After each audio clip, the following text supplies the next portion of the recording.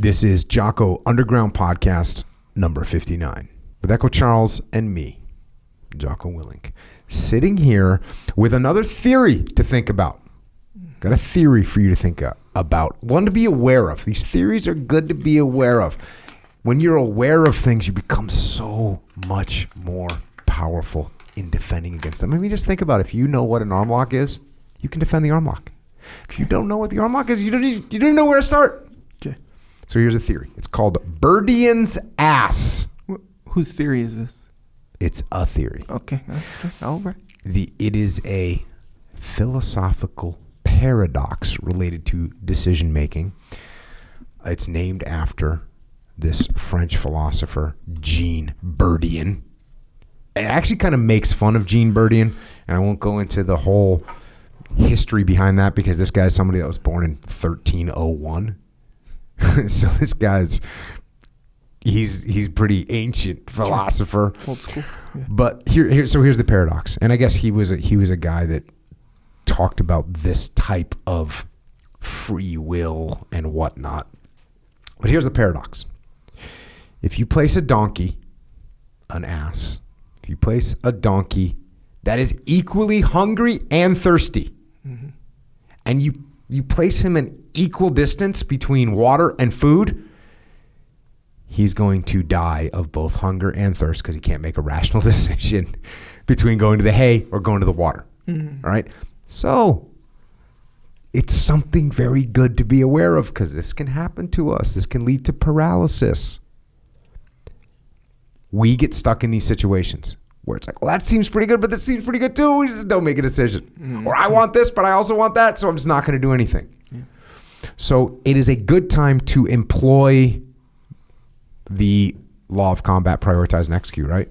I mean, in this case, guess what? You can live for 30 days without food. You can only live you can live for 30 days without food. You can only live for 3 days without water, so you better go get the water first. That's your prioritize and execute model. Sure. No factor. Also, can be a good time to employ some iterative decision making, like, oh, maybe I'll take a little step in this direction. Do it. Oh yeah, that makes sense. I'm still thirsty. I can survive a little bit longer without food, but if I need water for sure. So take some small steps in that direction. But oftentimes we go through life and sometimes we act like a jackass. Yep. We don't make decisions. Yep. We don't make decisions. We don't choose a course. And listen, I say, and I don't know when I started saying this, but I've been saying it. I'm kind of sticking with it right now. Okay.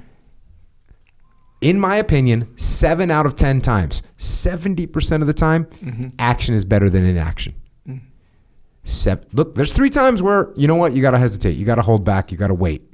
But most of the time, action is better. Mm-hmm. And the reason it's better is because when you take action, you get to see a different perspective. You get a reaction.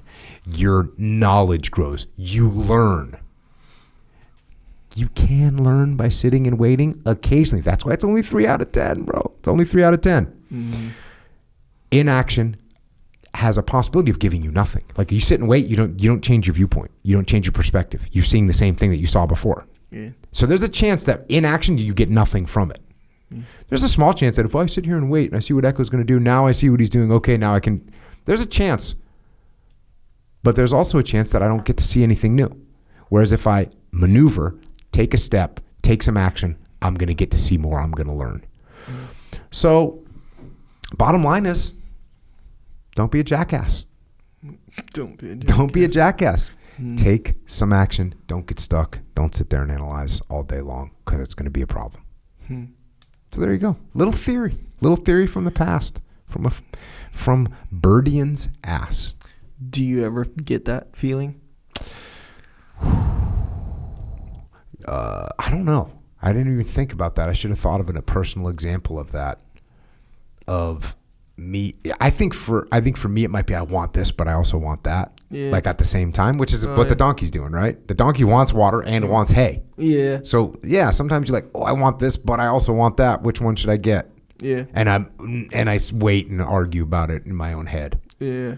So don't do that. Yeah, it feels like this is something different though, right? Feels like it's different than what? Than just one. You know, like if you want something, let's say like buying something, it's kind of like that's a common thing where it's like, yeah, of course you want both. You probably want 10 other things as well, but these are just the two things that you're considering. And then you're like, wait, but I only want to spend a certain amount of money, which can only afford me one of these things. I'm sure that's like a common thing. That's not like this philosophical theory. Here's the thing. You want to buy that property and you want to buy this property and you're like debating, and all of a sudden the prices go up on both. Oh, right. Yeah. And now you're being indecisive. Oh, yeah. You're right. Oh, yeah. So that's when it applies. Or, hey, I really want to apply for this job, but I like this job as well. Yeah. And you're like, oh, which one should I apply for? Oh, I didn't apply for either one because I was debating, and guess what? Now both jobs are filled.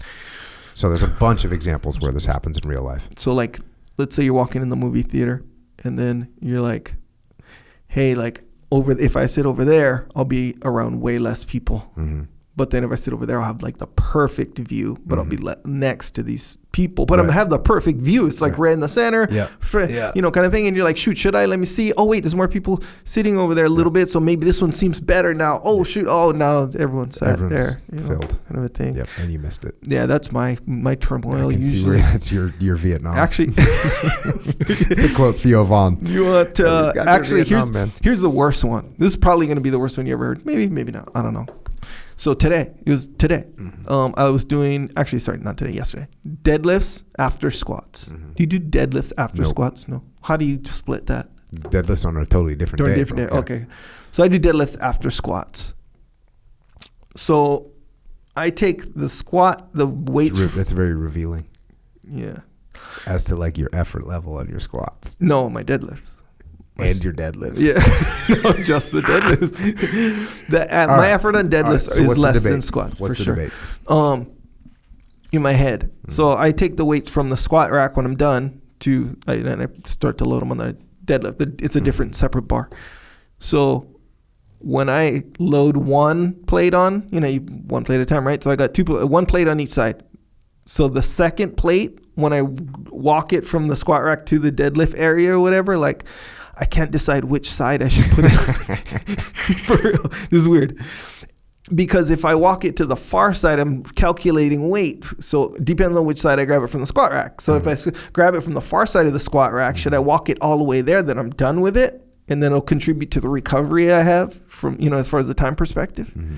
Or should I just go nuts to nuts, go far side to near side to far side to even it up? You see what I'm saying? So I don't know where to put it just for a little bit. Yeah. I think the part of the theory that applies to this is the part that's called jackass.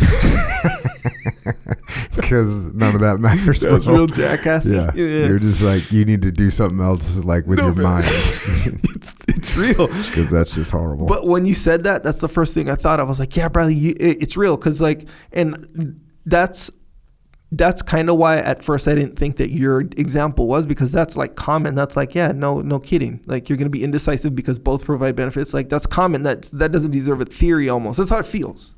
I don't know. I'm not a philosopher. Yeah. But let's not get trapped. Let's not be a jackass. There's no but here. But sometimes there's like unreasonable, this will apply, or this will pop up in your head in an unreasonable way. Like it does with me sometimes. Apparently. So that's why it deserves like a theory. That's what it felt like the whole system worked. But either way, I think it applies to everything. No matter what. Yeah. Okay. First question. Let's get to the questions, bro. I'm 18 years old. You can edit out everything you just said. Do yourself a favor. Bro, that's real. Do us all a favor. I'm sure there's...